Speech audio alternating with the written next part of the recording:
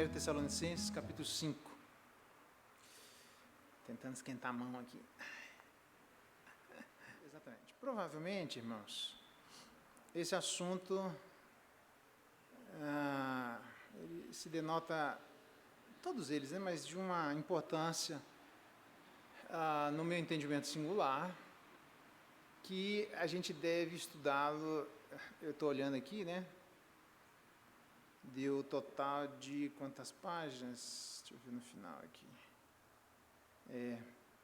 Provavelmente a gente deve estudar ele em várias partes, tá bom? Eu estava escrevendo aqui 11 páginas, é só a primeira parte. Elas tem 3 pelo menos para a gente estudar, entendeu? Então a gente deve estudar isso aí, acho que uma continuação, tá? Muito bem. 1 Tessalonicenses, capítulo 5, verso 11. A palavra de Deus diz assim: Consolai-vos, portanto, é a conclusão, né? Uns aos outros, e edificai-vos reciprocamente, como também estáis fazendo. Tem aqui a leitura da palavra de Deus. Louvado seja Deus pela sua palavra. A gente já orou, então nós vamos começar. Edificai-vos uns aos outros. É sobre esse assunto que eu gostaria de conversar com vocês, tá bom? Edificai-vos uns aos outros. Obviamente, Paulo está concluindo aqui, né? As conjunções são sempre importantes para a gente perceber o fluxo das ideias, e as ideias não podem ser desconectadas desse fluxo, o que soaria distinto e possivelmente estranho ao que o próprio apóstolo está pensando. Na carta de Tessalonicenses, todos nós sabemos que tem uma dificuldade ali, que tem gente chegando lá para perturbar a vida da igreja, especialmente no que diz respeito à vinda de Jesus Cristo. Paulo tece vários comentários a esse respeito, mas ele traz uma conclusão de que a igreja deve se consolar e se edificar mutuamente. O que significa que o trabalho de edificação ele é um trabalho mútuo, quer seja no que diz respeito ao trabalho levando em consideração os aspectos da segunda vinda de Jesus Cristo, quer seja algum outro tipo de edificação, dos quais eu vou comentar agora. O objetivo é que cada um de nós possamos construir no outro alguma coisa. Então, quando ele diz edificai-vos, a linguagem é uma linguagem de edificação. A edificação pressupõe, edificação no sentido de edifício, né? A edificação deve ser a construção de alguma coisa. E quando ele pensa, então, pensa o contraditório disso, consolação. Quem é que está precisando de consolação? Entendeu? O contraditório é de quem está absolutamente entristecido de maneira desnecessária. Então, para que nós construamos um novo estado de ânimo, que é o que Paulo pretende, só é possível a construção, do ponto de vista de Paulo, ou do ponto de vista bíblico, da construção de um novo estado de ânimo, se essa construção for fundamentada pela palavra. Bom, eu estou começando assim, espero terminar desse jeito também, para que a gente saia, é óbvio, né? Quem sabe ler um pingo a letra, nem vou falar agora, mas quem sabe ler um pingo a letra. Tem gente que está tentando construir e edificar um estado de ânimo desconectado e destituído da palavra. Isso é muito estranho. Pelo menos biblicamente, a gente não tem compromisso com isso, ok? Por razões óbvias, né? A palavra edificação, que traz essa ideia de construção, uma construção de uma casa, por exemplo, onde você vai levantar paredes, e você vai levantar fundações, certamente existem etapas, né, Rogério, da construção que gasta muito dinheiro, gasta muita energia, o cara funde a cabeça, faz projeto, refaz o projeto, aí chama o vidraceiro não dá desconto, mas é assim mesmo que o vidro está caro, e assim vai, né? A construção tem várias etapas. Então, para nós construirmos ânimos, é a mesma coisa. Existem várias etapas. Existem projetos que são feitos inicialmente e depois eles precisam ser refeitos. Quem de nós já não foi fazer uma visita pensando em edificação, na construção de um determinado ânimo, Você até separou textos da Bíblia e chegou lá, você teve que refazer completamente, ou a visita se deu de maneira bem diferente do que você estava imaginando, e aquele projeto inicial que você fez, na hora você precisou refazer. Por quê? Para a construção de um estado de ânimo, a gente precisa, obviamente, levar em consideração aquilo que está se evocando naquele momento. Provérbios, pode abrir lá, capítulo 12, verso 25. Lembrando claramente que Provérbios se interpreta de maneira prática, ética e teológica. Eu disse isso no Sábado da Família, eu já disse isso várias vezes quando eu cheguei aqui, e estou repetindo isso insistentemente, para que nós entendamos qual é uma aproximação salubre. Muitos provérbios são provérbios advindos dos provérbios egípcios. Qual que é a diferença? O aspecto teológico. Senão a gente vai ficar na vida achando que tudo é... Eu vou mostrar para vocês que não é. Que tudo é, vamos amar as pessoas na prática. E eu vou mostrar como é que é amar as pessoas na prática, biblicamente falando. Mas o texto demonstra, então, nessa pressuposição da aproximação, que a gente só pode se aproximar da literatura de sabedoria se for não só de maneira prática, ética, mas também teológica. Nesse sentido, Provérbios 12, verso 25, diz assim: a ansiedade no coração do homem o abate, mas a boa palavra o alegra. O pessoal que quer abraçar o aspecto prático é a boa palavra. E quem é que vai dizer o que é uma boa palavra? Aí você fala alguma coisa para o outro e diz, mas eu não gostei dessa palavra, essa palavra foi ruim. Aí, na verdade, o boa palavra fica sujeito ao gosto daquele que tem um ânimo ruim. Você acha mesmo que a Bíblia vai colocar a gente numa escravidão como essa? Não tem nada a ver uma coisa com outra. A boa palavra não se sujeita ao estado de ânimo das pessoas. A boa palavra se sujeita àquele que é a encarnação da palavra.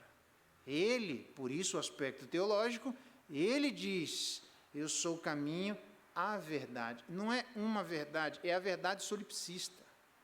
A verdade sobre todas as verdades. A verdade com V maiúsculo. A verdade de onde todas as outras coisas são derivadas de maneira verdadeira ou podem ser contraditas, entendendo como sendo automaticamente falsas. Então, a boa palavra, aquela que se coaduna com a encarnação da verdade, com a boa palavra, então esta boa palavra é quem traz alegria. Não é a boa palavra dizendo, você está bem, dá um tapinha, quer uma maçã, quer uma massagem, volta lá, posso buscar, posso levar. Você não sai nunca disso. Por quê? Porque são aqueles que se aproximam, entre outros, não só da Bíblia, mas especialmente do livro de Provérbios, achando que ele se trata exclusivamente de aspectos práticos. Nunca se tratou. A Bíblia não tem esse capricho, irmãos, de se escravizar aos nossos caprichos. Então, vejo que é uma boa palavra. Hebreus vai dizer que a disciplina no início, ela é ruim, ela é amarga, mas persevere, porque depois ela tem efeitos positivos, ela tem uma boa palavra. Quem é o pai ou a mãe que já não corrigiu um filho, pensa numa correção doce, de qualquer maneira, ser corrigido não é bom, do ponto de vista de quem recebe a correção, ele traz um gosto amargo, de fel, e aí a pessoa diz, não gostei. Aí o pai diz assim, fica tranquilo que depois você vai entender. Aí lá na frente, a pessoa melhora, vê aqueles que são contrários, como ele era contrário àquela palavra, viu que se deram mal, e aí diz, pai, mãe, obrigado porque vocês me corrigiram. Hoje, aquela palavra que eu disse lá atrás é a boa palavra, mas no início não era a boa palavra. Quando nós vamos plantar a semente de Deus, que nós temos que semear a boa semente através da boa palavra. Não é aquilo que a gente inventa, é aquilo que está fundamentado nas Escrituras e que obrigatoriamente aponta para a pessoa de Jesus Cristo. Nós não temos uma boa palavra à parte de Jesus Cristo. Não existe boa palavra à parte de Jesus Cristo.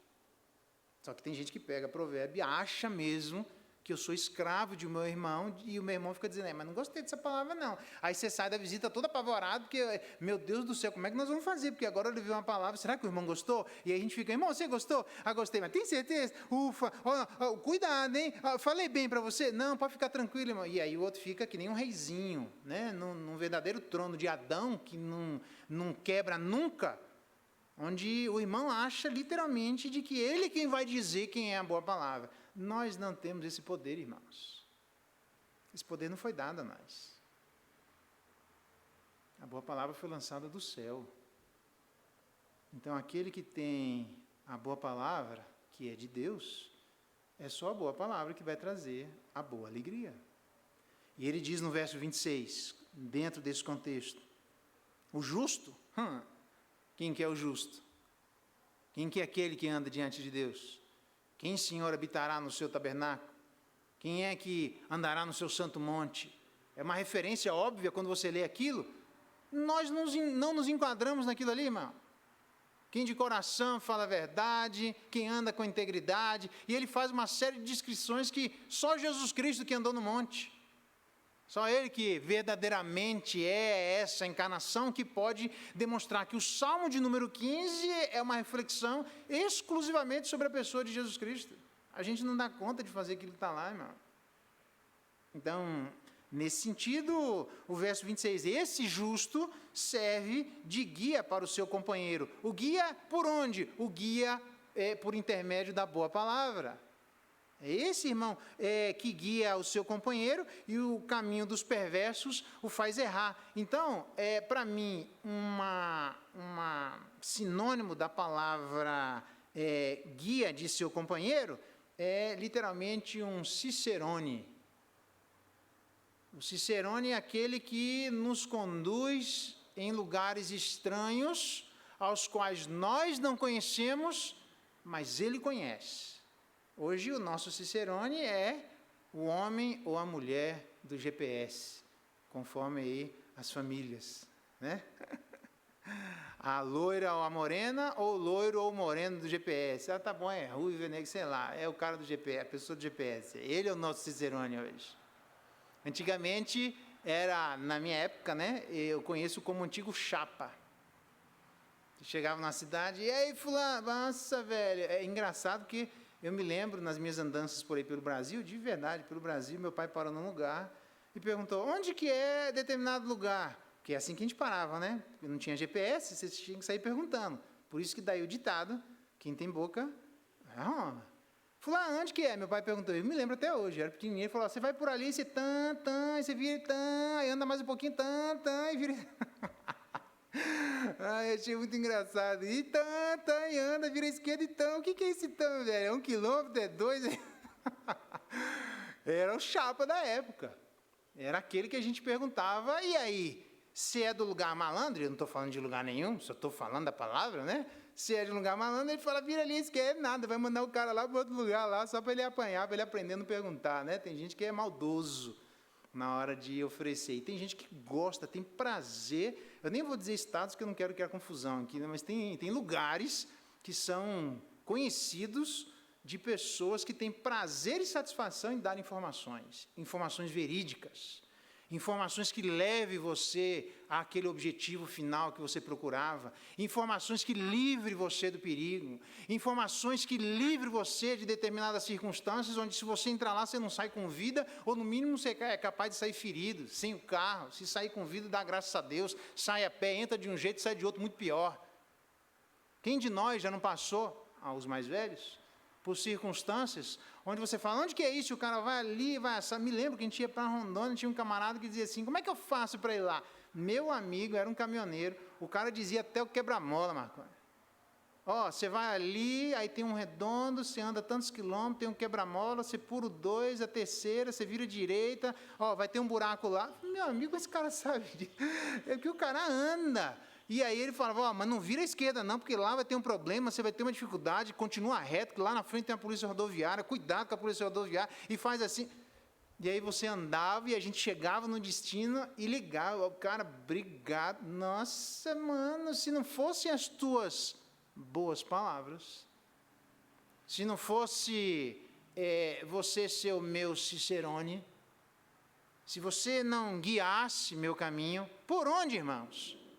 Nós estamos perdidos, o mundo anda em trevas, nós nos encontramos na escuridão, nós precisamos de alguém que nos guie por estes caminhos, que conheça e que nos livre e evite que há caminhos que a um homem parece direito, mas no final dá em cabo de morte. Como é que a gente faz isso? Jesus é essa palavra, o justo, aquele que anda aos pés do justo.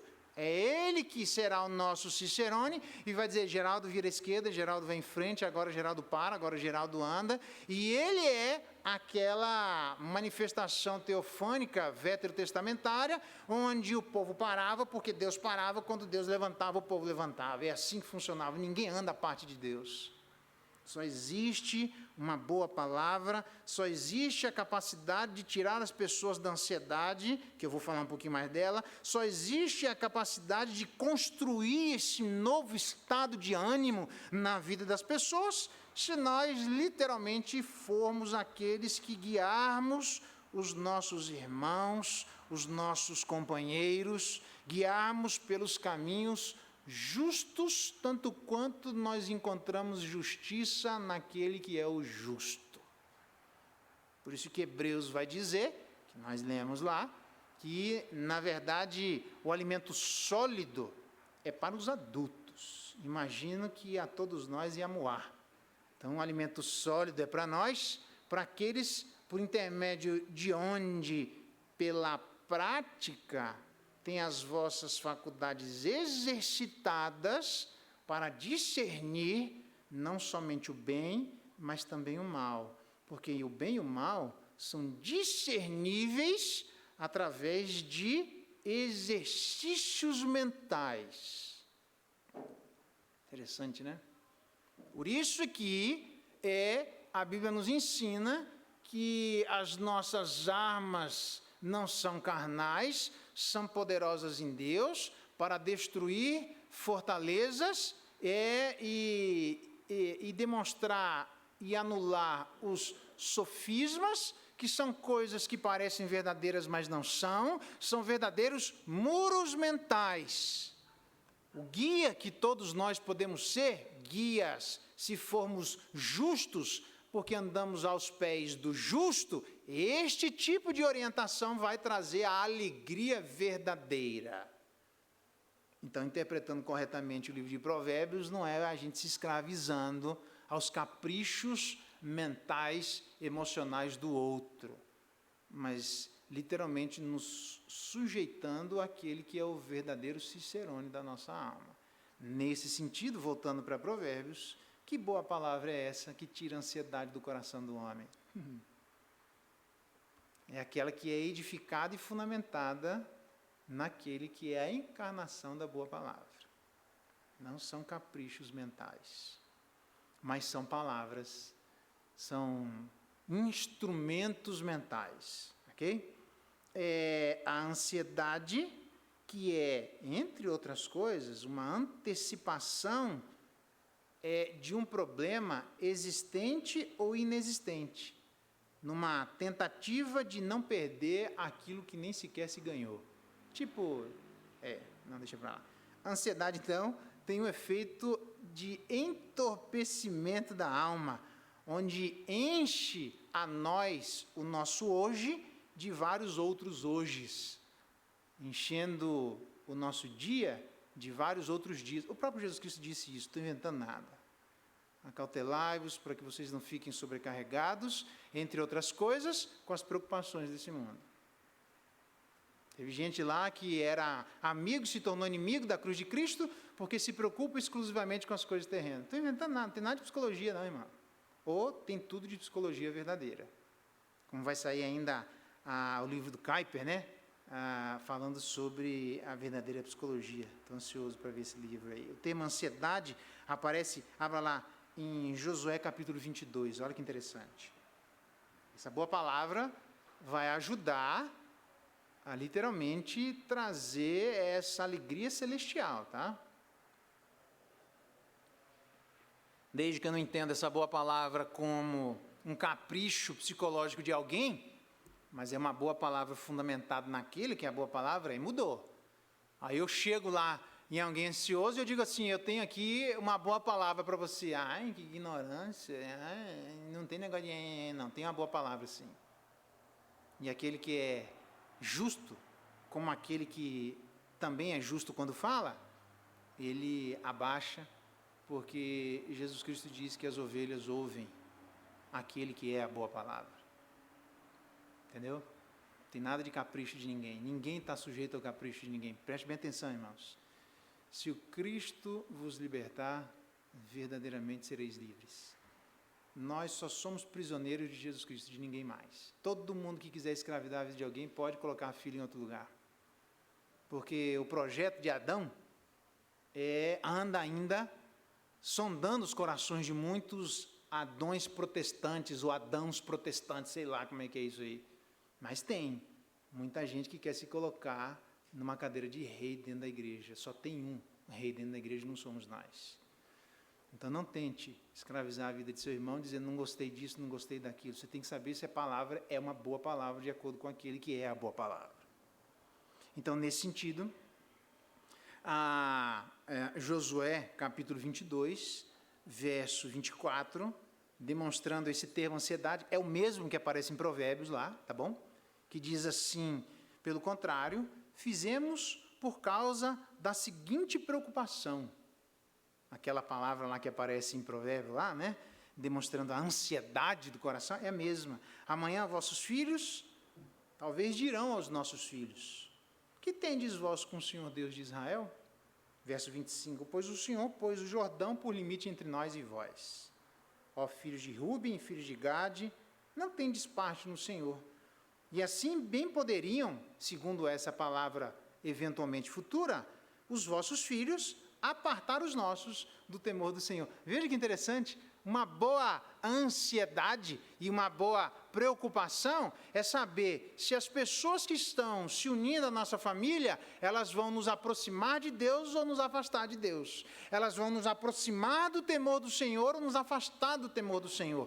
Então, para eu saber se alguém vai me aproximar do temor do Senhor ou vai me afastar do temor do Senhor, a pergunta antes de namorar, a pergunta antes de ter enlaces emocionais, é saber qual é o enlace emocional que essa pessoa tem diante do nosso Deus. Quem é Deus para você? Ui, que conversa. Não, eu preciso saber. Qual é o temor?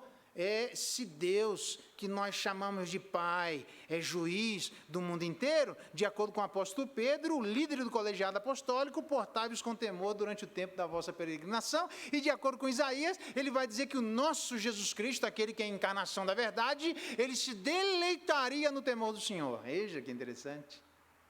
A preocupação dele é, você está se juntando a meu filho, mas seu filho vai dizer o que para o meu filho? Porque eu estou preocupado do seu filho apartar o meu filho da presença do nosso Senhor.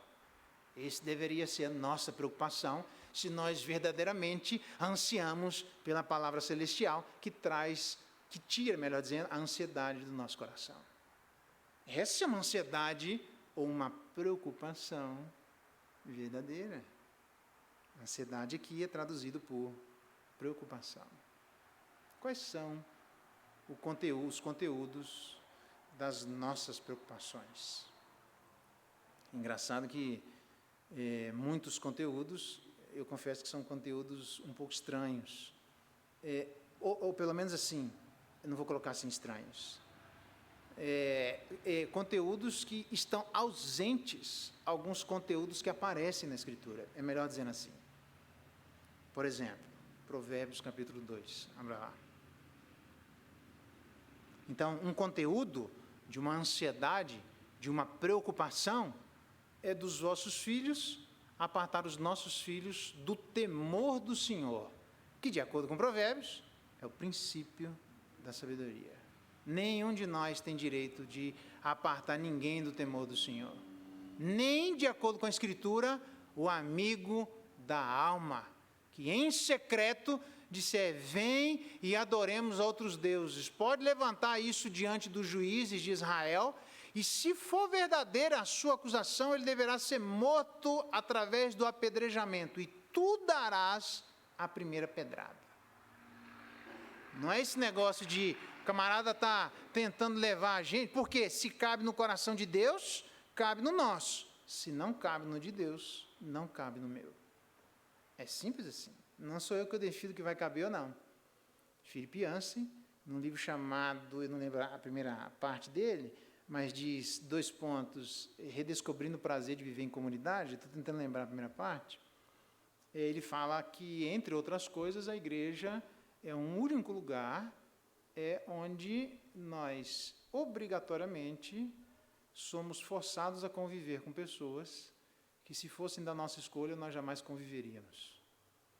Porque, na prática, é contador com contador, médico com médico, presbítero com presbítero, professor com professor, motorista com motorista, militar com militar, assim, e ainda assim militar, se é tenente, não, então vaza, aqui é só tenente, assim, né,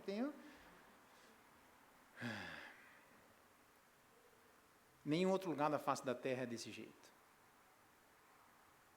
Então, Deus diz, venha na igreja. Por isso que tem muita gente que não vem na igreja. Eu sei disso, irmão. Não precisa dizer para mim, depois você vai ter que se acertar com o Criador, isso é um problema seu, não é meu. O meu papel é avisar, fim. Só isso. Mas tem muita gente que não vem porque não aceita quem Deus aceita. Nossa, fulano lá, você viu lá? Ai, meu Deus, vou lá, pelo amor de Deus. Sei o que aquelas pessoas estão fazendo lá. E aquele fulano, é isso. Eu me admiro. O que foi? Igreja é o primeiro nome, né? Igreja, obrigado. O oráculo fala, a gente obedece. Igreja, redescobrindo o prazer de viver em comunidade. A gente vai estudar esse livro aí, é um livro bem interessante. Tem gente que não aceita quem Deus é. Deus precisou aparecer numa visão, dizendo a Pedro, eu santifiquei. Assim, senhor, então se o senhor santificou, está resolvido o problema, vamos embora. Talvez Deus precise aparecer em novas visões. Não, Deus não vai aparecer porque a visão está revelada, tá, irmão? Só aceita o que está escrito. Esse é o nosso problema. Então, antes de você achar que Deus vai aparecer na visão, Ele não vai fazer isso. Em regra, não. Primeiro aceite o que está na palavra, depois a gente pensa numa visão. A gente não aceita nem a visão que está revelada, que dirá novas visões. Aí você vem dizer para mim que tem um coração crente que vai aceitar novas visões, se nem a visão que está revelada você não aceita. Para cima de Moá, não, velho. Provérbios, capítulo 2. Olha só. Conteúdos que, no meu entendimento, deveriam aparecer nos corações.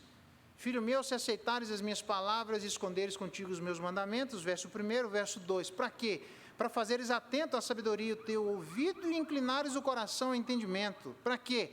Se clamares por inteligência, clamar por inteligência, clame. A palavra de Deus é difícil, então clame para que você tenha aquilo que você não tem. Eu não consigo entender a palavra de Deus, então clame para o dono da inteligência doar a inteligência para você. Por que você acha que o dono da inteligência vai doar cura, vai doar um dinheiro que você não precisa, uma libertação lá? Ele doa todas as coisas, menos inteligência para a gente entender o que ele está falando com nós. Por qual razão? Onde é que na Bíblia está escrito isso? Nenhum lugar, irmão. Nós é que não queremos pedir a Deus a inteligência, vai que Deus eventualmente nos doa e a gente começa a entender o que Ele fala, e eu nem quero entender o que Ele fala, porque eu nem quero gastar tempo, eu quero ter um telefone na caixa preta direto com a Trindade.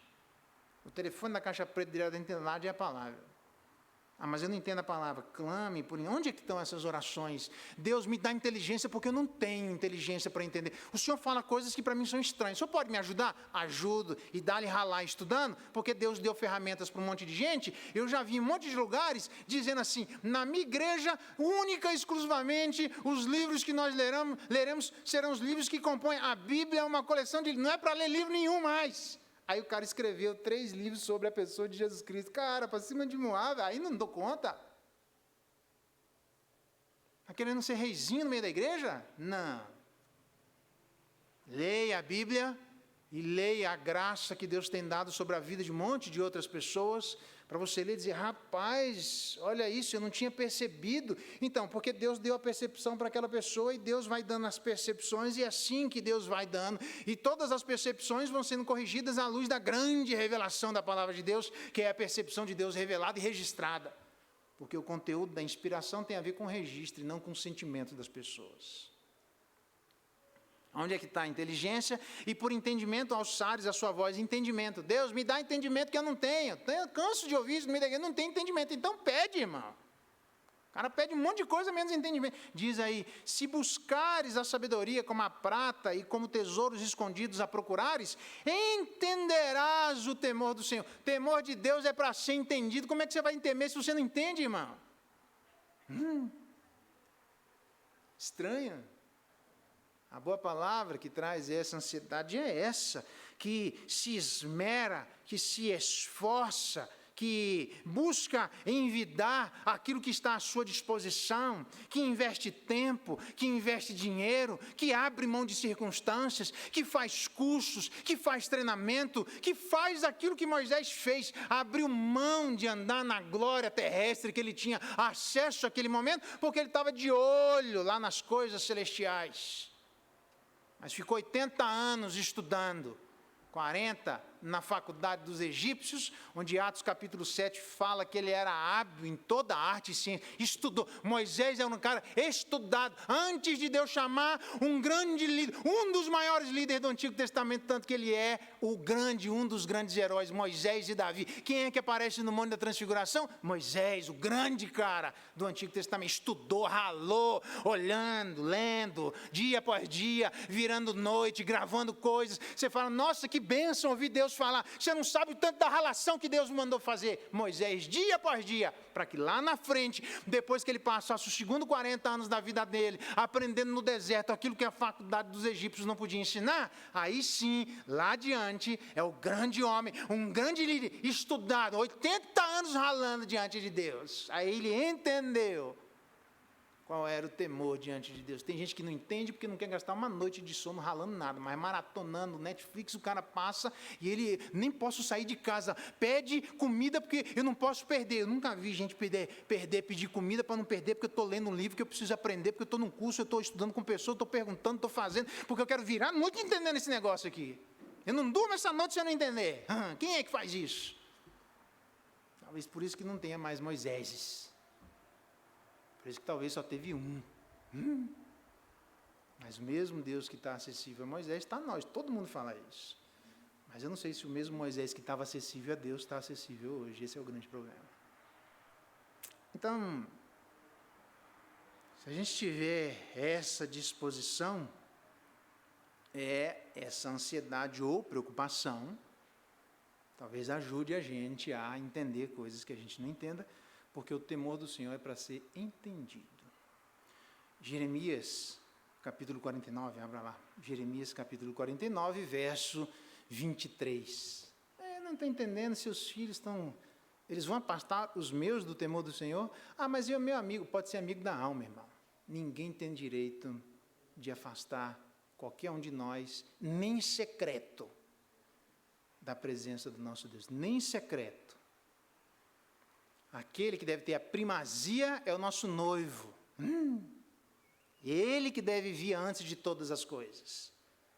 Então, qualquer um que se aproxime de nós para trazer uma boa palavra, deve me aproximar do meu noivo, e não ao contrário. Jeremias, capítulo 49, uma outra palavra que aparece para a ansiedade. Vê se não bate. Verso 23.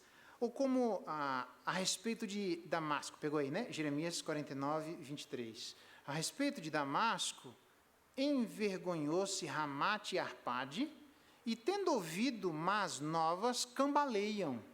São como o mar agitado que não se pode sossegar. A palavra que aparece traduzida para mar agitado é literalmente a mesma palavra que aparece para preocupação dos pais de que outros venham afastar os nossos filhos do temor do Senhor. Não é da igreja, entendeu? Não é do portão que abriu e não abriu, é do temor do Senhor, irmãos, que é o princípio de todas as coisas. Ou que aparece no livro de Provérbios, a ansiedade. É a mesma palavra. A ansiedade, ela pode ser entendida como um mar agitado. Quando você vai conversar com alguém ansioso, não é alguém agitado? Não é alguém como um mar agitado? Aí aqueles que interpretam a Bíblia de maneira prática, fica doidinho daquele que é agitado, fica se agitando com quem está agitado. Não, irmão, para com isso. Por que você acha que ninguém tirava Jesus Cristo? Por que você acha que a Bíblia diz que aquele que desceu, se encarnou, é o mesmo que subiu, e diz a Bíblia, o Espírito concede dons, lá em Corinto. Mas ali, diz a Bíblia, que Ele mesmo, Jesus Cristo, quando chegou à direita de Deus, Ele mesmo concedeu dons aos homens. Para quê? Para, através do exercício dos homens, eles não sejam mais, à medida da estatura da plenitude de Cristo, não sejam mais agitados de um lado por outro, por todo vento de doutrina. Um mar agitado. Pela astúcia dos homens que induzem ao erro. Um mar agitado. Quem é que agitava Jesus Cristo? Ele agitou o mundo inteiro, mas no mundo inteiro não agitou Jesus Cristo. Porque ele tem a boa palavra, irmãos. Todas as coisas se dirigem e se definem a partir dele. Antes de Cristo e depois de Jesus Cristo. O mundo se define dessa maneira. Até tentaram. A Rússia e a França, eu já disse isso várias vezes. Tentaram tirar a semana de 7 dias para uma semana de 10 dias e de 15 dias, porque eles não queriam nada que lembrasse os 7 dias da criação. Um ano depois, voltaram atrás, porque a Rússia e a França estavam indo à bancarrota, porque ninguém conseguia trabalhar numa semana de 10 dias ou de 15 dias. Tinha que ser de 7 dias, irmão, do jeito que Deus mandou. Essa é a boa palavra. Aí você fica diante das pessoas agitadas, você se agita junto? Eu já vi um monte de gente, quando vai conversar com uma pessoa agitada, sai tão agitado quanto. Ué, que boa palavra é essa que você está dando? É porque você fica vendido aos caprichos do outro. Jesus Cristo nunca se vendeu ao capricho de ninguém. E, no entanto, os reis iam atrás dele. Quem é esse? Seu pai não é José? Ele não é filho daquele carpinteiro? Sua mãe não é Maria? Não é possível. Como a gente ouve ele falar palavras de graça, de graça. Como é que pode isso? Nem aqueles que eram guardas, amando dos fariseus e escribas, nós não conseguimos prender Jesus Cristo. Nós não vimos ninguém falar do jeito que ele falou. Por isso que a Bíblia diz que ele falava como quem tinha autoridade. A Bíblia diz no final do ensino do monte, que não é sermão do monte, né? É ensino do monte. No final do ensino do monte, lá no capítulo 7, eles ficaram tão embasbacados com o ensino de Jesus Cristo, que tinha a boa palavra, que eles, no grego a expressão, eles ficaram como que desmaiados. Jesus era uma pessoa completamente diferente. Ele não se agitava diante dos agitos, ele se agitava diante de Deus. Quando Jesus viu as multidões, que eram como ovelhas sem pastor, se compadeceu delas diante de Deus. E aí ele vai conversar e dizer: eu sou o bom pastor dá a vida pelas ovelhas. E a galera, eu vou mostrar aqui. Então, não interprete a Bíblia só no nível prático. Ela tem um nível prático regulado pelo nível teológico. Aqueles que querem, já vou avisar, que querem tentar, quem sabe ler um pingaleta, mas é bom deixar bem claro, que querem tentar fazer o pastor pastorear única e exclusivamente pelo nível prático, tira o cavalo da chuva, isso não vai dar certo, irmão. Nem tente. Se tentar, nós vamos entrar em atrito. Não tente isso, irmão. Porque nenhum de nós, não é o pastor não, nenhum de nós deve edificar uns aos outros exclusivamente no nível prático, como se não existisse um nível teológico regulando as nossas ações. Isso não existe, irmãos. O nível teológico diz: obedeça seu pai e sua mãe. Mas não gostei, eu estou agitado de espírito. Aí a pessoa procura alguém lá, porque eu estou agitado de espírito, que estão mandando eu obedecer meu pai e minha mãe. Que agora, então, mas é para obedecer pai e mãe, não tem para onde correr. O que eles estão pedindo? Eles estão pedindo para você orar. Então, você vai ter que orar, irmão. Não, veja que absurdo, nossa, eles estão me oprimindo. Onde já se viu? Alguém me socorre aqui. Não tem socorro, você está errado, irmão. Alguém pode ajudar ele no nível prático? Não. Ou ele obedece ou não tem ajuda. É simples assim. Entendeu como é que fica aqui? Senão nós vamos ter um problema. Um problema onde todo mundo fica tentando se vender aos caprichos do outro e fazer o pastor se vender. Quem me conhece sabe disso. Eu não vou me vender aos caprichos de ninguém. Não aconteceu até hoje, irmão. E não é para nenhum de nós fazer isso. Não é eu. Não é eu que estou num lugar como se você não estivesse. Nenhum de nós está fora desse lugar. De sermos de acordo com aquilo que Paulo diz. Se nós esquecermos isso aqui, irmãos, esquece. Não tem nem para onde começar. O Antigo Testamento diz que o temor do Senhor é o princípio de todas as coisas. No Novo Testamento, Paulo diz, eu sou prisioneiro de Jesus Cristo. Paulo fez o que fez, porque ele era prisioneiro de Jesus Cristo. Ainda bem que ele entendeu que ele era prisioneiro de Jesus Cristo, porque daí ele fez o que ele fez, e graças à prisão que ele entendia que ele era obrigado a obedecer a Jesus Cristo, que morreu por conta disso, que nós hoje estamos aqui sendo edificados. Alguém morreu porque alguém entendeu os limites da edificação mútua. Não existe edificação mútua sem aquele que é o grande fundamento da nossa edificação. Isso não existe. Isso, com todo respeito, eu falo, já sempre disse isso. Isso é interpretar, e eu posso falar assim, então isso é interpretar biopsicologicamente. Não faça isso. Você vai se colocar num lugar, ou você vai buscar um lugar que Deus não deu para ninguém. Esse lugar é dele, somente dele. Leia lá, olha só que interessante. Então, se existe esse mar agitado, que a gente então vai edificar uns aos outros no nível prático, obviamente, no nível ético, porque terão implicações éticas, mas acima de tudo no nível teológico, sim, isso é verdade. Abra lá, Provérbios capítulo 18, eu quero conectar com esse aspecto em particular.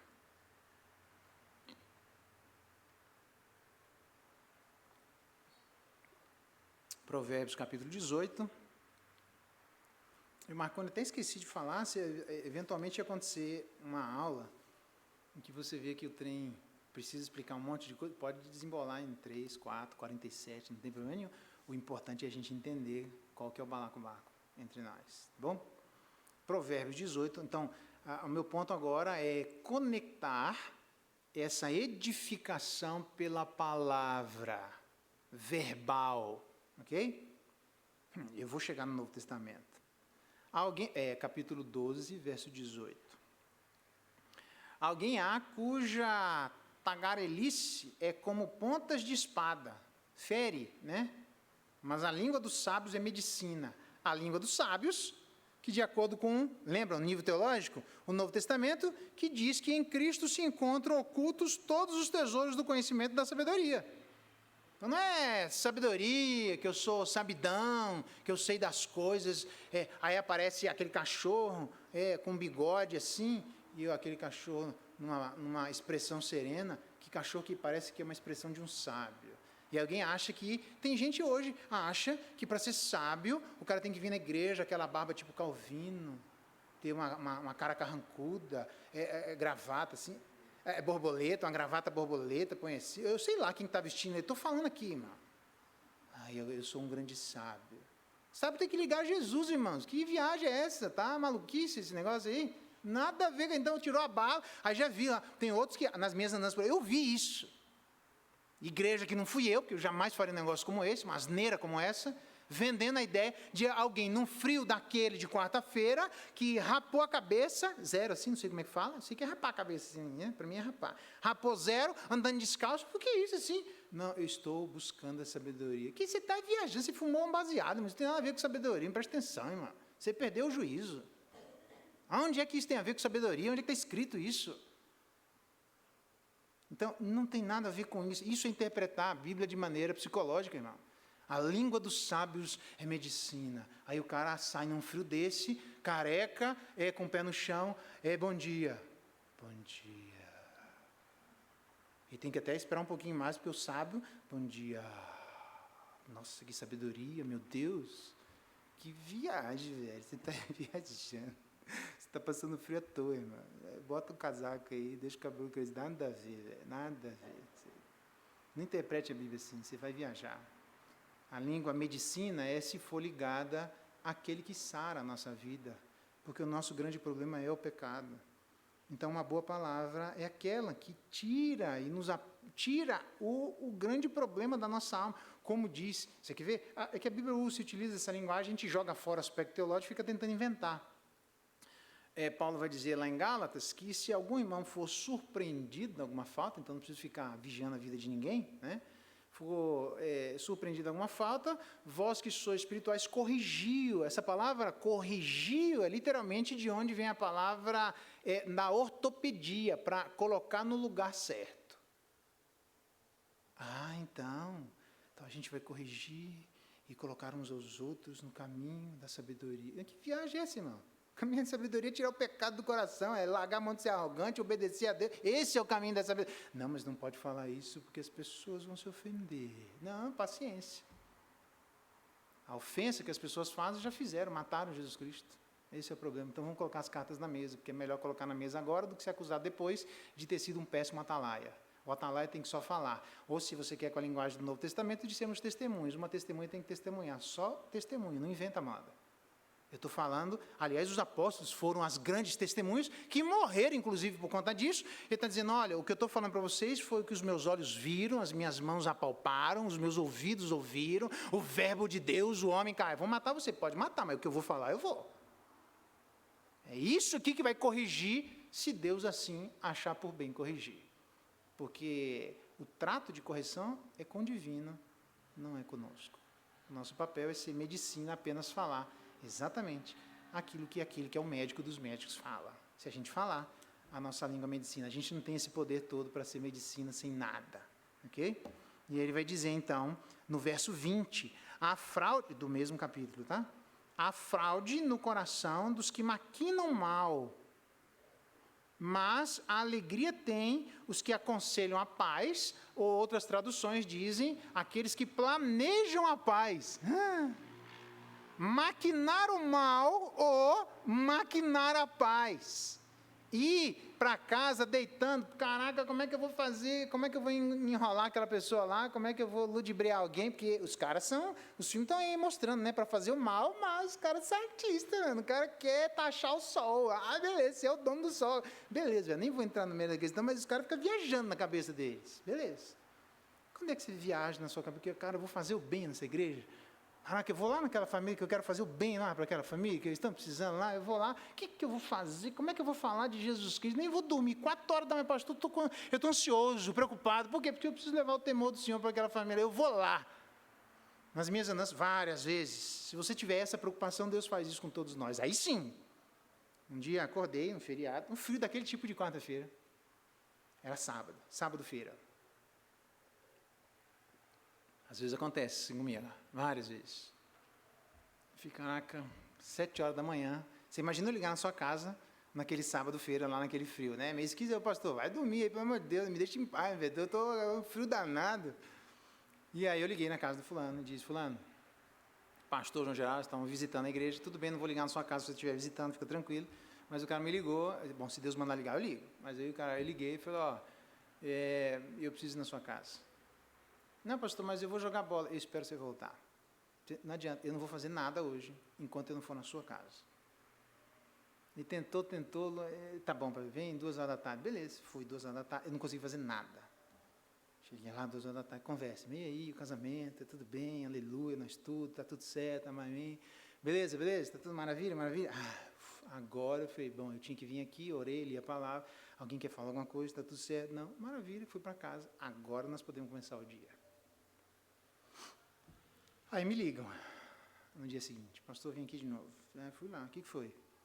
Aí ficou olhando para a cara do outro, com raiva um do outro, dizendo assim, eu quero que o senhor diga quem ligou para o senhor. Eu acho que foi o Espírito Santo, porque a única ligação que eu tive foi, ninguém falou nada, a não ser essa voz que veio do céu e disse, Geraldo, vai lá. E eu fui. Feriado, velho, querendo ficar em casa, mas mandou ir, eu fui. Então, mas tem certeza? Por quê? Porque eles brigaram até 2 horas da manhã, até as 3 horas da manhã, dividiram os bens, e 3h30, 4 horas foram dormir com os bens divididos, separados oficialmente entre eles, e o pastor toca o telefone às 7 horas da manhã dizendo que queria ir na casa deles. É óbvio, eu fui deitar, meu cônjuge ligou, pastor, socorro, vem aqui porque nós estamos separando. E eu nem tinha para separação, nem sabia. Aí eu estou lá conversando, e aí, tudo bem no casamento? E olhando para a cara do outro, foi você, né? E eu tranquilaço, velho, numa boa, lá sem saber de nada. É bem interessante, velho. Eu vou lá na casa daquela família fazer o bem. Quando você tiver essa disposição no coração, Deus faz isso. Com todos aqueles que se dispõem a planejar a paz. Eles não separaram, tá, gente? Mas Teve outros frigir dos ovos lá, mas é um barato, essas coisas. Mas tocando a vida, voltando para o lado aqui, né? Alegria tem, é alegria. Nossa, eu falo alegre, que coisa maravilhosa. Que coisa boa eu poder gastar meu tempo planejando para levar o príncipe da paz na casa de alguém. Agora, os caras não querem falar o príncipe da paz, ou do príncipe da paz, não querem abraçar o príncipe da paz e querem tentar explicar por que o mundo não tem paz. Como diz aquele camarada? Precisa explicar, velho? Você expulsa o príncipe da paz e quer ter paz? E você quer levar paz sem o príncipe da paz? Tem certeza que você vai fazer isso? A paz é planejada. Diz a Bíblia que Jesus Cristo veio na plenitude dos tempos. Foi planejado, irmãos. Ele não veio à toa. O problema é que muitos de nós se embaralha na hora do aconselhamento porque não planeja o que vai fazer no aconselhamento. Quando você vai visitar a casa de alguém, irmão, você tem que planejar. Você tem que pensar o que você vai fazer lá. Você tem que ler a palavra que você está querendo ler lá. Você tem que pensar nas coisas que você quer fazer lá. E não ir assim na casa dos outros assim. É por isso que saem visitas estranhas. Por quê? Porque a gente não gasta tempo planejando. Férias a gente planeja. Mudança de carreira planeja, construção de casa planeja, está tudo certo, tem que planejar tudo seguir. Mas a paz tem que ser planejada. Para levar paz, tem que ler antes. Senhor, como é que essa família está? O que o Senhor quer que eu fale com eles? O que a tua palavra diz sobre esse assunto? Senhor, eu me interesso sobre o que eles estão vivendo. Que coisa difícil, eu não sei o que o Senhor pensa desse assunto. Tem situações éticas extremamente complicadas. Como levar a paz numa situação como essa? Onde existem cisões. E agora, Senhor, eu não sou juiz deles, mas o Senhor é. Como é que eu faço diante de uma situação? Quanto tempo é para eu passar lá? E o cara não sabe, chega 8 horas da manhã tomar um café e sai 10 horas da noite. Posso ir embora? Eu falei, não, irmão, já foi tarde, vai embora. Não aguento mais lá na sua cara, porque o cara perdeu completamente a noção do que ele está fazendo na casa dos outros. Não planeja o que vai fazer na casa dos outros. E eu acho estranho quem não planeja a paz. Porque Deus sempre foi um Deus de planejamento, inclusive da encarnação daquele que traz a paz. Provérbios ainda diz no verso 22, do mesmo capítulo, os lábios mentirosos são abomináveis ao Senhor, mas os que agem fielmente são o prazer do Senhor. Quem é que age fielmente? Como é que você pode falar de fidelidade se não for? A gente vai ver quem que agiu fielmente e o problema que trouxe. Agir fielmente é agir fielmente com as palavras do nosso Pai. Se o Pai diz, entra em secreto e teu Pai que vem em secreto te recompensará porque ele está vendo, então entra no quarto em secreto e ora. Isso é conduzir as pessoas de maneira fiel, porque o Pai disse que é para fazer desse jeito. Se o Pai falou, então eu vou ajudar as pessoas a fazer aquilo que o Pai disse que era para fazer. E isso, diz a Bíblia, são o prazer de Deus. Olha que interessante. Tem muita gente que quer vamos alegrar o coração de Deus. Tem que agir fielmente com quem Deus é. Alegrar o coração de Deus tem a ver com isso, irmão. Com este planejamento individual, de entender a nossa vida diante de Deus. Como é que eu posso me coadunar com o Senhor e ajudar os meus irmãos a coadunarem a sua vida ao Senhor? Senhor, o que eu faço? Eu vou mostrar quem que fez. Eu falo das coisas que vim de meu Pai. Vós, porém, fazeis o que vistes em vosso Pai. Então responderam para Jesus Cristo, nosso Pai é Abraão. Jesus Cristo diz, se são filhos de Abraão, pratiquem as obras de Abraão. Então, mas agora, vocês procuram matar-me. Estão me ignorando. Estão me jogando de escanteio. Vocês estão falando que tem pai de Abraão? Eu falei, não, a mim que vos tenho falado a verdade que ouvi de Deus. Eu me lembro de Deus falando com Moisés. É o único texto que diz lá no Novo Testamento que Moisés fez conforme o que ele viu. Deus, quando chama Moisés, então ele está interpretando Hebreus com o que aconteceu no Antigo Testamento, no recebimento das orientações de Deus para a construção do tabernáculo e assim por diante. Moisés foi o único que viu a maquete celestial do que era para fazer na terra. Eita, você pensa na visão, hein? Tá vendo aí, Moisés? Aqueles 40, tá vendo aí? É assim, ó, dá uma olhada. Eu fico imaginando Moisés, meu Deus, para fazer assim. Você acha que o cara ia fazer do nada na cabeça dele assim, mano? Então, não tinha um arquiteto para desenhar, ele não precisou, ele viu a maquete em 3D. Ó, aqui é para aqui, assim, eu fico imaginando Moisés andando, você entendeu? Mas dá uma olhadinha aqui, os 40 dias, pá, vira para cá, caraca, entendi, mano. Ó, é para construir assim, é para ser desse jeito. Nossa, de onde que vem isso? É porque ele viu. Ele está fazendo exatamente de acordo com o que Deus mostrou para ele. Foi o que Jesus Cristo fez. Ele conversou com o Pai. E ele está trazendo na terra aquilo que ele havia conversado. Ele mesmo disse, eu espero que onde eu esteja, vocês também estejam, para que vocês vejam a glória que eu tinha com o Pai antes da fundação do mundo. Por quê? Porque vocês não sabem o que eu sei, vocês não viram o que eu vi, mas acreditem nas minhas palavras. Mas eles não acreditavam. E aí diz o texto que assim não procedeu de Abraão, vós fazeis as obras de vosso pai, disseram eles. Os caras são contundentes. E aí nós estamos lendo o livro de João, que é o livro mais teológico, que as pessoas dizem dos evangelhos. Porque a verdade, ela é teológica. Por isso que talvez poucas pessoas leiam o livro de João para aconselhar. Eles gostam de provérbio, que fala aquele negócio de nível prático. Não, leia o nível teológico, que aí a gente vai entender o que Deus quer dizer. E ele diz assim, disseram-lhe eles, nós não somos bastardos, nós temos um pai que é Deus. Tudo, né? Jesus replica, e o trem bate e volta, parece ping-pong celestial aqui. Se Deus fosse, de fato, o vosso pai, certamente vocês me amariam. Olha só.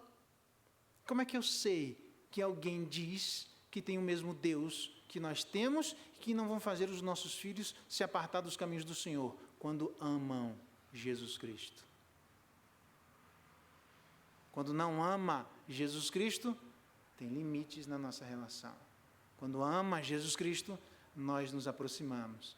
Aí eu vejo gente que dá prioridade para as pessoas que amam outro que não Jesus Cristo e diz, pastor, faz? Não faço. Pode fazer sozinho, vai em paz. Eu não entro nessa barca. Tem que amar Jesus Cristo, irmão. Isso, quem não ama Jesus Cristo, tenta matar Jesus Cristo. Esse é o problema.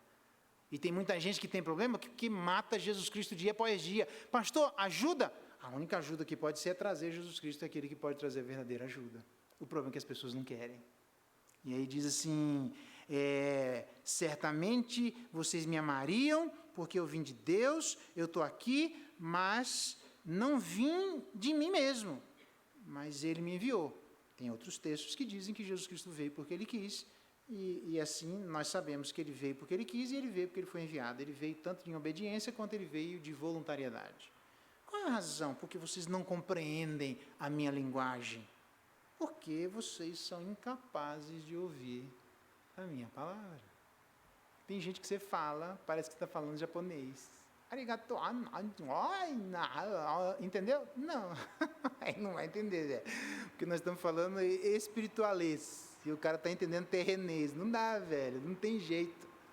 As coisas espirituais se entendem e se aceitam espiritualmente. Então, nesse sentido, leia Provérbios 16. Com isso em mente, então nem sempre dá para levar paz se as pessoas não querem amar aquele que é a origem da paz. A gente tem limites para isso. A gente pode conceder, óbvio, mas tem um limite, ok? Pode conceder porque tem outros textos lá, não dá tempo. Só tem um, na verdade, que é de Atos, não dá tempo de eu entrar nele, tá? Mas eu sei dele, tá bom? Provérbios 16, 24... palavras agradáveis. Agradáveis a quem, irmãos? Essa é a pergunta. Não entre no capricho dos outros. Palavras agradáveis. Agradáveis a quem?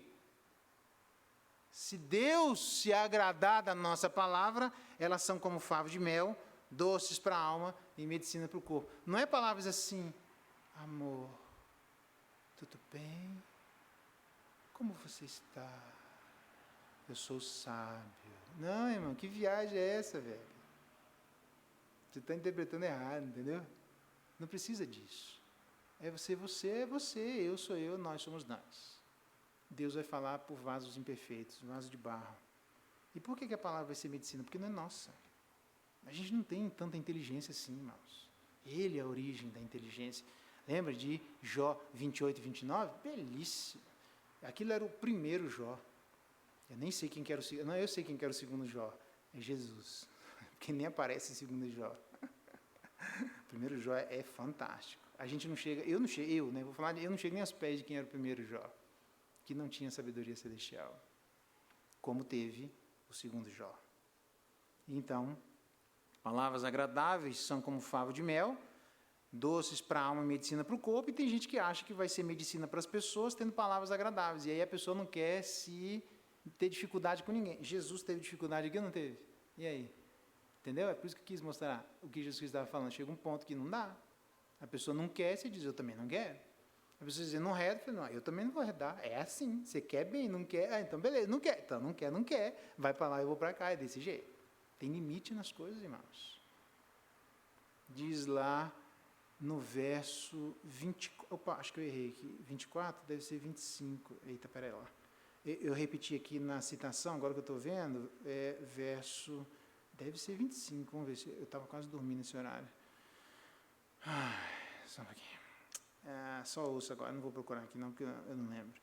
A morte e a vida estão no poder da língua. O que bem a utiliza, come do seu fruto. A morte e a língua, a morte e a vida... a morte e a vida, não a morte e a língua, né? A morte e a vida estão no poder da língua. O que bem a utiliza, come do seu fruto. Se a gente não utilizar, preste bem atenção no que eu vou dizer, a língua corretamente, a gente pode matar a vida de alguém 2 vezes. Aqui na terra e depois no céu. É melhor. Aliás, eu não gosto muito desse texto, porque ele é interpretado dessa maneira prática, né? E aí todo mundo se acha no direito de sair machucando todo mundo. Leais são as feridas feitas pelo que ama. E aí você diz, está vendo? Eu te amo, por isso que eu estou te machucando. Entendeu? Não, essa machucadura tem que ter ligação celestial, porque senão não tem função nenhuma. Tá? Pois não? Deve ser esse. Ai, também, isso é por isso que é bom ter um grupo assim estudioso, meu. Quando o pastor não sabe... Isso! Aí, ó, o pastor Google aí falou assim, Google Marconi, diz que porque se fosse só o Google seria o Siri, né? Fala, se ele não falou, foi o Google Marconi, né? A morte e a vida, 18 e 21, tá, gente? Obrigado. A morte e a vida estão no poder da língua. Aí tem gente que acha que a língua tem poder. Sábio. Agora eu vou te dizer o poder. Não, irmão, não tem assim isso tudo, não. O poder que ele está dizendo aqui, da língua, é de morte e vida celestial, irmãos. E que a gente pode ferir a vida de alguém, trazer vida, ou a gente pode não querer ferir a vida de alguém e trazer morte. Por quê? Porque provérbio se interpreta de maneira prática, ética e teológica. Então não tente levar o provérbio para onde ele não está indo. Tem gente que tentou fazer isso.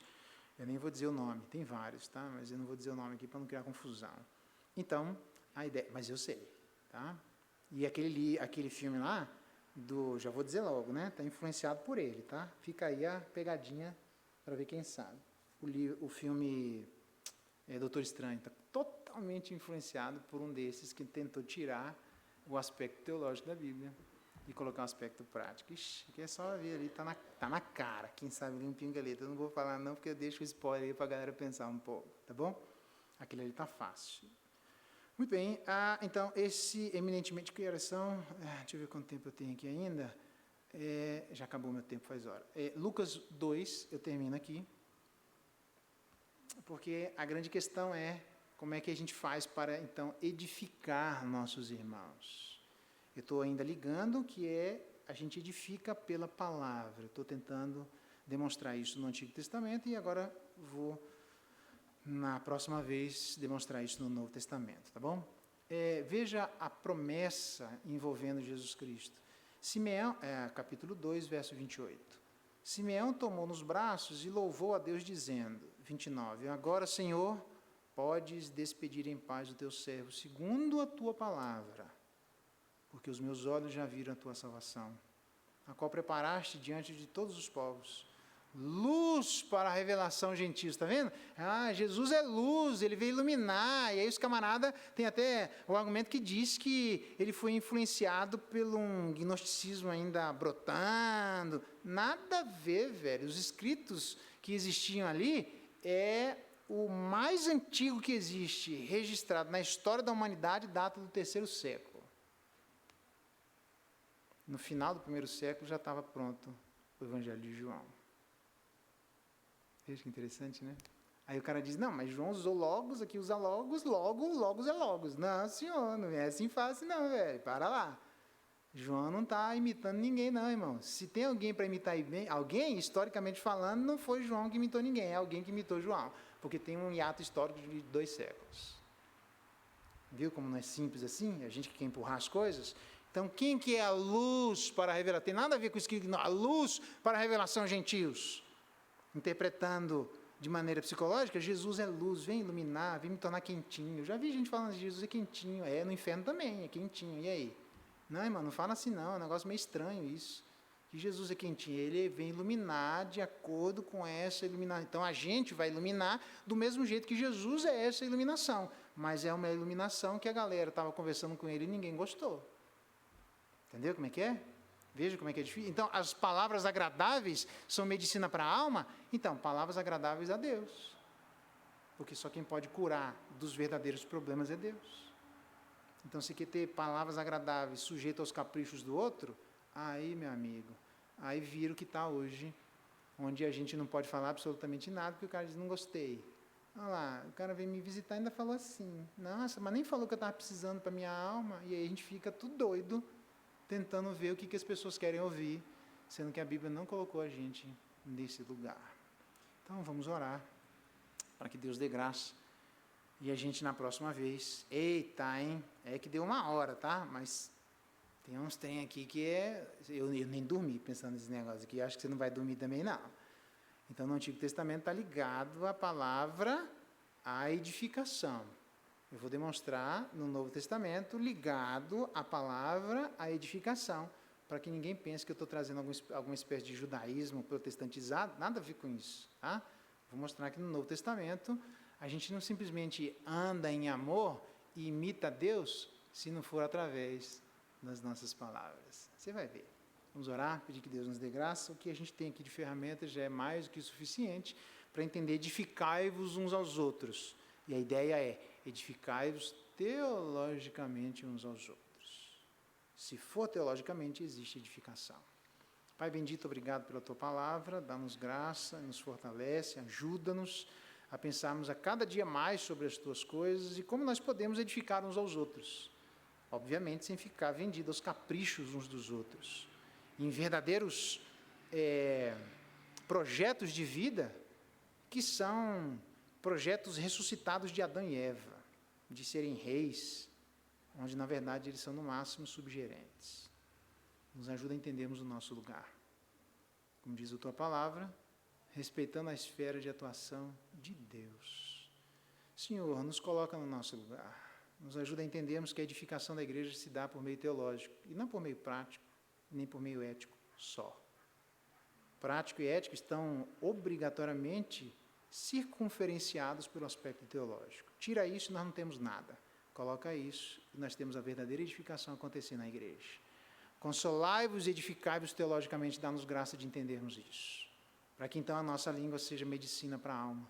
Para que as nossas palavras agradáveis ao Senhor possam ser doces como mel, possam ser saudáveis como favo de mel. Dá-nos graça, Deus, de entendermos como a agradabilidade ao Senhor pode trazer benefícios e docilidades à nossa vida. Ajuda-nos, porque na língua nós temos a vida e a morte, não pelo nosso próprio poder, é porque nós testificamos daquele que é a vida e daquele que pode ser cheiro de vida ou cheiro de morte. Dá-nos graça de nos aproximarmos da Tua Palavra e entendermos aquilo que ela requer de nós, consolo e edificação mútua nesse esquadro.